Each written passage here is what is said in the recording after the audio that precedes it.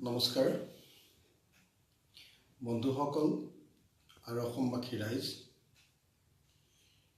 এটা অত্যন্ত অশান্তময় পৰিস্থিতি অস্থিৰ পৰিস্থিতিত অসম আহি উপনীত হৈছেহি চাৰিওফালে এক বিশাল অশান্তিৰ কলীয়া ডাৱৰে যেন অসমখন এতিয়া ঢাকি পেলাইছে সেইকাৰণে এনেকুৱা পৰিস্থিতিত আমাৰ কিছু বক্তব্য দাঙি ধৰা অত্যন্ত প্ৰয়োজন বোধ কৰিছোঁ আপোনালোক সকলোৱে জানে যে আমি ৬০টাতকৈ অধিক সংগঠনে অসমত ব্যাপক ৰূপত নাগৰিকত্ব সংশোধনী বিধেয়কৰ বিৰুদ্ধে এক সংগ্ৰাম আৰম্ভ কৰিছোঁ এই সংগ্ৰাম যিমান আগবাঢ়ি যাব খুজিছে সিমানেই যেন এই সংগ্ৰামক বিপথে পৰিচালিত কৰিবৰ কাৰণে আৰু অসমবাসীৰ যি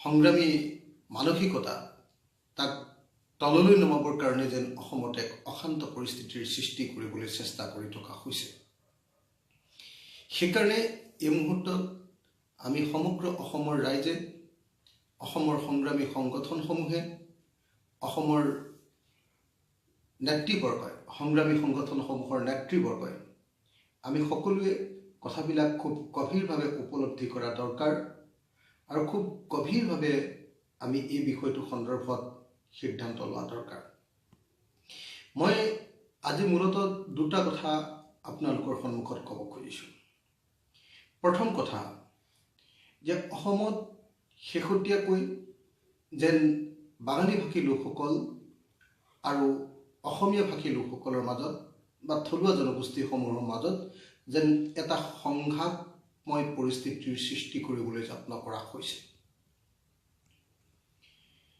আপোনালোক সকলোৱে জানে যে আমি ৬০টা সংগঠনে বা অসমৰ বিভিন্ন জাতীয় আৰু জনগোষ্ঠীয় সংগঠনসমূহে বা অসমক ভালপোৱা মানুহবিলাকে কিন্তু আমি সংঘাত লগাব বিচৰা নাই আমি বিচাৰিছোঁ নাগৰিকত্ব সংশোধনী বিধেয়কখন বাতিল হওক আমি বিচাৰিছোঁ অসমলৈ নতুনকৈ কোনো বিদেশী নাহক সেয়া হিন্দু বিদেশীয়ে হওক বা সেয়া মুছলমান বিদেশীয়ে হওক বিদেশীয়ে কোনো বিদেশীক আমাক নালাগে কাৰণ অসমবাসী ৰাইজে ১৯১৫ চনৰ পৰা বিদেশীৰ বিৰুদ্ধে প্ৰব্ৰজনৰ বিৰুদ্ধে প্ৰতিবাদ সাব্যস্ত কৰি আহিছে প্ৰব্ৰজনৰ বিৰুদ্ধে মানিক চন্দ্ৰ বৰুৱাই আৰম্ভ কৰা যি প্ৰতিবাদ সেই প্ৰতিবাদ আজি এই পৰ্যায়ত আহি উপনীত হৈছে এনেকুৱা স্থলত মই ভাবোঁ যে আজি প্ৰব্ৰজনৰ বিৰুদ্ধে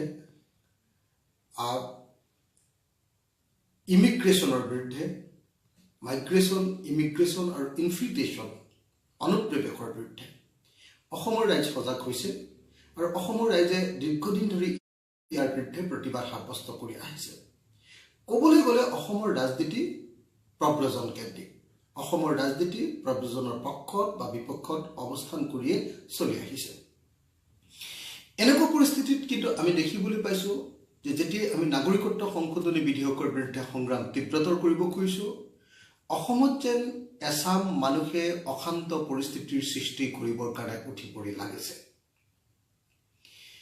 বাঙালী লোকসকল আৰু অসমীয়া ভাষীসকলৰ মাজত যেন সংঘাত লগাবলৈ কাজিয়া লগাবলৈ সংঘৰ্ষ লগাবলৈ গোষ্ঠী সংঘাত লগাবৰ কাৰণে যেন এচামে উঠি পৰি লাগিছে আমাৰ এনেকুৱা ভাৱ হৈছে যে এইসকলে যিসকলে এনেকুৱা সংঘাত লগাবৰ কাৰণে চেষ্টা কৰিছে তেওঁলোকে যেন ভাৰত চৰকাৰৰ নিৰ্দেশ মতে ভাৰতৰ গৃহ বিভাগৰ নিৰ্দেশ মতে বা অসম চৰকাৰৰ নিৰ্দেশ অনুসৰি গৃহ বিভাগৰ নিৰ্দেশ অনুসৰি যেন এনেকৈ সংঘাত লগোৱাৰ কাৰণে চেষ্টা কৰিছে আমি যিসকলে অসমত বাঙালী ভাষীসকল আৰু অসমীয়া ভাষী বা অসমৰ খিলঞ্জীয়া থলুৱা জনগোষ্ঠীয় জাতীয় যিসকল লোক আছে সেইসকল থলুৱা মানুহবিলাকৰ মাজত আৰু বাঙালী ভাষীসকলৰ মাজত যি সংঘাত লগাবলৈ চেষ্টা কৰিছে আমি সকলো পক্ষকে কঠোৰভাৱে গৰিহণা দিছোঁ, তীব্ৰ গৰিহণা দিছোঁ। ইয়াক আমি কেতিয়াও সমৰ্থন নকৰোঁ। খুব খোলা কথা যে আমি কোনোবা জাতীয়তাবাদী মানুহ, তেওঁলোকে বাঙালীসকলৰ বিৰুদ্ধে যিবিলাক কথা কৈছে তাকো আমি সমৰ্থন নকৰোঁ। আৰু বাঙালীসকল, তেওঁলোকৰ কিছুমান প্ৰতিনিধিয়ে, তেওঁলোকৰ কিছুমান মানুহে যিবিলাক কথা কৈছে আমি তাকো সমৰ্থন কৰা নাই। মুঠতে আমি 60টা জাতি আৰু জনগোষ্ঠীৰ যি সংগঠনে আন্দোলন আৰম্ভ কৰিছোঁ, সেই আন্দোলনত কোনো পধ্যে আমি অশান্তি বিচৰা নাই। আমি গণতান্ত্ৰিক আন্দোলন বিচাৰিছোঁ। আমি হত্যা, হিংসা এইবিলাক কোনো পধ্যে বিচৰা নাই। এইবিলাক বন্ধ হ'ব লাগে। আৰু যিবিলাকে বাঙালী আৰু অসমীয়া ভাষীৰ মাজত সংঘাত লগাবলৈ চেষ্টা কৰিছে, তেওঁলোকে ইচ্ছাকৃতভাৱে চৰকাৰ আৰু ৰাষ্ট্ৰৰ নিৰ্দেশত যে এই কাম কৰিছে তাকেই অনুমান হৈছে। আৰু তেনেকুৱা সকলো পক্ষৰ পৰা মই আপোনালোক সকলোকে সাৱধানে থাকিবৰ কাৰণে বিনম্ৰভাৱে প্ৰাৰ্থনা জনাইছোঁ। দ্বিতীয় বস্তুটো হ'ল যে শেহতীয়াকৈ অসমত ডি ভোটাৰ সমস্যাক লৈ ব্যাপক এটা সমস্যাৰ সৃষ্টি হৈছে। আচৰিত কথা, NRCৰ প্ৰক্ৰিয়া চলি আছে। সেই সময়খিনিত ডি ভোটাৰৰ সমস্যাটো ইমান ব্যাপক ৰূপ লৈছে কিয়? যি সময়ত NRC অহা 6 মাহমানৰ ভিতৰত সম্পূৰ্ণৰূপে সমাপন হ'ব, সেই সময়খিনিত চৰকাৰে বিভিন্নজন লোকৰ ওপৰত ডি ভোটাৰৰ চাপ মাৰি এক অস্থিৰ পৰিৱেশ সৃষ্টি কৰিবলৈ চেষ্টা কৰিছে কিয়? আটাইতকৈ আচৰিত কথা যে এই সময়খিনিত মুছলমানসকলতকৈ বেছিকৈ বাঙালী হিন্দুসকলৰ ওপৰত বেছিকৈ ডি ভোটাৰৰ চাপ মাৰিবলৈ চোৱা হৈছে। তাৰ কাৰণটো কি? তাৰ কাৰণটো হ'ল বাঙালীসকলক অস্থিৰ কৰিব খোজা হৈছে, বাঙালীসকলক ভয়াৰ্ত কৰিব খোজা হৈছে, বঙালীসকলক ভয় খুৱাব খোজা হৈছে। আৰু বঙালীসকলক ভয় খুৱাই তেওঁলোকে অসম অশান্ত কৰিব খুজিছে আৰু তেওঁলোকে তেওঁলোকৰ ভোট বেংক স্থায়ী কৰিব খুজিছে। আমি এই মুহূৰ্তত দাবী উত্থাপন কৰিছোঁ যে NRCৰ প্ৰক্ৰিয়া সম্পূৰ্ণ নোহোৱা পৰ্যন্ত অসমৰ কোনো মানুহৰ ওপৰতেই ডাউটফুল ভোটাৰৰ যি কাগজ পঠিওৱা হৈছে, জাননী পঠিওৱা হৈছে, ইয়াক সম্পূৰ্ণৰূপে বন্ধ কৰিব লাগে। কাৰণ এতিয়া NRC প্ৰক্ৰিয়া চলি আছে। কেইদিনমানৰ ভিতৰত স্বদেশী আৰু বিদেশী নিৰ্ধাৰণ হৈ যাব। তাৰ মাজত এনেকৈ কিছুমান মানুহক ডি ভোটাৰৰ জাননী দি, এনেকুৱাকৈ ভয় খুৱাই ডি ভোটাৰৰ জাননী দি আনকি কেইবাজনো মানুহক আত্মহত্যা কৰিবৰ কাৰণে বাধ্য কৰিছে। আজি আপোনালোকে দেখিছে যে ওদালগুৰি জিলাত তেনেকৈ আত্মহত্যা কৰিছে। আজিও এটা নতুন খবৰ আহিছে। এনেকৈ কেইবাজনো বাঙালী ভাষীৰ লোকে আত্মহত্যা কৰিবলৈ বাধ্য হৈছে ভয়ত। আৰু এইটো কৰাইছে নিশ্চিতভাৱে ভাৰত চৰকাৰ, গৃহ বিভাগ আৰু অসম চৰকাৰে। আৰু ইচ্ছাকৃতভাৱে কৰাইছে। আমি এই কথাটো সকলোৱে বুজা দৰকাৰ। আৰু সেইকাৰণে এই মুহূৰ্তত অসমৰ অস্থিৰতা বন্ধ কৰিবৰ কাৰণে বাঙালীসকলক ভয় খোৱাৰ এই যি চৰকাৰী চক্ৰান্ত, ইয়াক বন্ধ কৰিবৰ কাৰণে আমি সকলোৱে একে মুহূৰ্ততে একেটা সময়তে মাত মতা দৰকাৰ। মই অসমৰ সকলো গণতান্ত্ৰিক ব্যক্তিক বাঙালী আৰু অসমীয়া ভাষীৰ মাজত সংঘাত দূৰ কৰিবৰ কাৰণে আহ্বান জনাইছোঁ। মই অসমৰ সকলো সচেতন মানুহক আহ্বান জনাইছোঁ যে এই মুহূৰ্তত আমি সকলোৱে ডি ভোটাৰৰ জাননী জাৰি কৰাৰ বিৰুদ্ধে প্ৰতিবাদ সাব্যস্ত কৰিব লাগে, মাত পাতিব লাগে, যাতে এই মুহূৰ্তত বাঙালীসকলক একাষৰীয়া কৰি বা মুছলমানসকলক একাষৰীয়া কৰি আমাৰ পৰা আঁতৰাই লৈ যাব নোৱাৰে। আমি সকলোৱে মিলি মই আকৌ কৈছোঁ যে বাঙালীসকলৰ লগতো আমি লগ লাগি আমি নাগৰিকত্ব সংশোধনী বিধেয়কৰ বিৰুদ্ধে সংগ্ৰাম কৰিব লাগিব, বিদেশী অহাৰ বিৰুদ্ধে আমি সংগ্ৰাম কৰিব লাগে। শেষত মই আৰু এটা মাত্ৰ বিষয় উত্থাপন কৰি মোৰ বক্তব্য সামৰণি মাৰিম। সেই বিষয়টো হৈছে যে কি কাৰণেনো এনেকৈ নাগৰিকত্ব সংশোধনী বিধেয়ক অসমৰ ওপৰত জাপি দিব খোজা হৈছে। বহুতে কৈছে যে অকল ভোট বেংকৰ কাৰণে নিশ্চয় এইটো নহয়। মই ভাবোঁ যে নাগৰিকত্ব সংশোধনী বিধেয়ক জাপি দিব খোজাৰ 3টা কাৰণ আছে। নাম্বাৰ 1, যে অসমীয়া যি জাতীয়তাবাদ সেই জাতীয়তাবাদে বহু সময়ত ভাৰতৰ ৰাষ্ট্ৰীয়তাবাদক বিভিন্ন সময়ত বিপদত পেলাই আহিছে, প্ৰত্যাহ্বান জনাই আহিছে। তামিল জাতীয়তাবাদ, বাঙালী জাতীয়তাবাদ, অসমীয়া জাতীয়তাবাদ, এই জাতীয়তাবাদে সদায় ভাৰত ৰাষ্ট্ৰক বিপদত পেলাই আহিছে, যাতে অসমীয়া জাতীয়তাবাদে আৰু কোনোদিন ভাৰত ৰাষ্ট্ৰক বিপদত পেলাব নোৱাৰে। ইয়াৰ সম্পদ, ইয়াৰ বজাৰ সম্পূৰ্ণৰূপে যাতে লুণ্ঠন কৰি থাকিব পাৰে। আৰু বিশেষভাৱে আমাৰ যদি পূবৰ দুৱাৰখন খোল খায়, আমাৰ দক্ষিণ পূব এছিয়াৰ ৰাষ্ট্ৰবিলাকৰ লগত যদি সম্পৰ্ক বৃদ্ধি পায়, অসমখন এটা ডেফিনেটলি আমাৰ বিজনেছ হাবত পৰিণত হ'ব। আৰু সেই গোটেই বিজনেছ হাব যাতে ৰাষ্ট্ৰৰ নিয়ন্ত্ৰণাধীন হয়, অসমীয়া মানুহে যাতে ক'তো ডিষ্টাৰ্ব কৰিব নোৱাৰে, অসমীয়া জাতীয়তাবাদে যাতে প্ৰত্যাহ্বান জনাব নোৱাৰে, তাৰ কাৰণে আচলতে ভাৰত ৰাষ্ট্ৰই অসমীয়া জাতীয়তাবাদক দুৰ্বল কৰিবৰ কাৰণে আমাৰ ইয়াতে নিজৰ নিজৰ ভিতৰত সংঘাত লগাই কোনোপধ্যে দিল্লী বিৰোধী সংগ্ৰাম যাতে সফল নহয়, আমি অসমীয়া জাতিয়ে নিজৰ ভিতৰতে যাতে যুদ্ধ কৰি থাকোঁ, তাৰ কাৰণে নিশ্চিতভাৱে মই ভাবোঁ যে নাগৰিকত্ব সংশোধনী বিধেয়কক এটা ঢাল হিচাপে ব্যৱহাৰ কৰা হৈছে। দ্বিতীয়,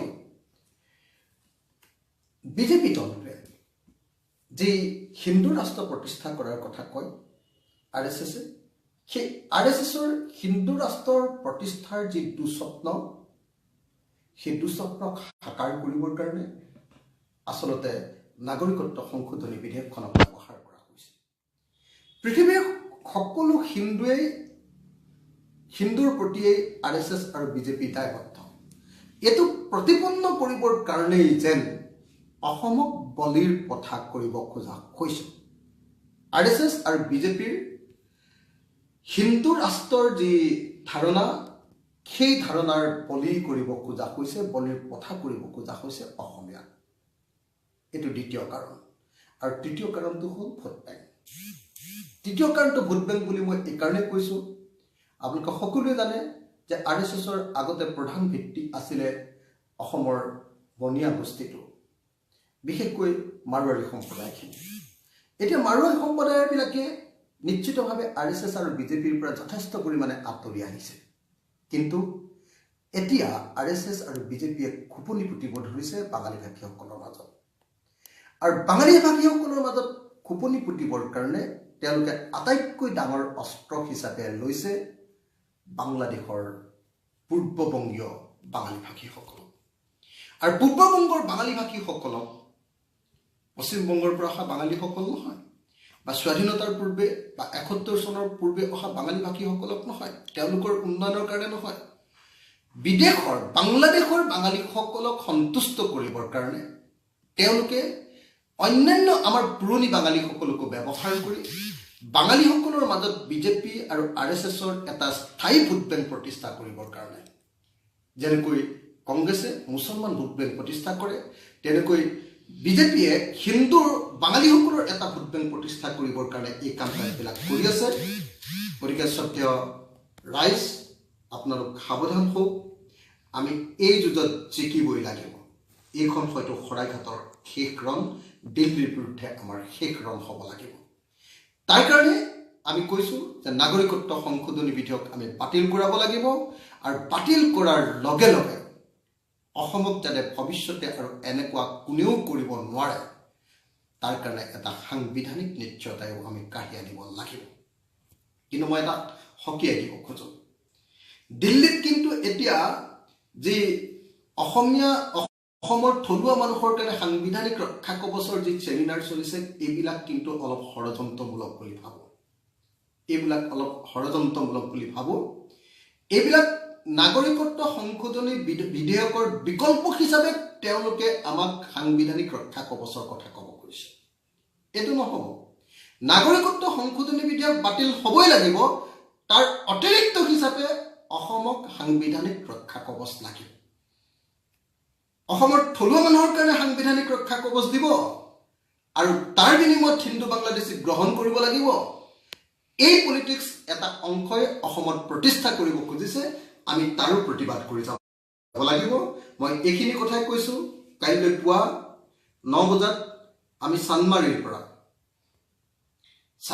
পৰা আমি কাইলৈ প্ৰচাৰ অভিযান আৰম্ভ কৰিম অসমৰ 60টা সংগঠনৰ প্ৰচাৰ অভিযান কাইলৈ পুৱা 9 বজাৰ পৰা আৰম্ভ হ'ব বিজেপি আৰু আৰএছএছে নাগৰিকত্ব সংশোধনী বিধেয়ক সন্দৰ্ভত যিবিলাক অপপ্ৰচাৰ চলিছে তাৰ উত্তৰ লিখি আমি এখন লিফলেট উলিয়াইছোঁ প্ৰচাৰ পত্ৰিকা উলিয়াইছোঁ সেই প্ৰচাৰ পত্ৰিকা বিতৰণ কৰিম আৰু ৰাইজৰ মাজত আমি কথা কম আৰু সকলো ৰাইজকে সকলো অসমবাসীকে ঐক্যবদ্ধ কৰিবৰ কাৰণে কাইলৈৰ পৰা আমি সংগ্ৰাম আৰম্ভ কৰিম মই সকলোকে নমস্কাৰ জনাইছোঁ ধন্যবাদ শুভৰাত্ৰি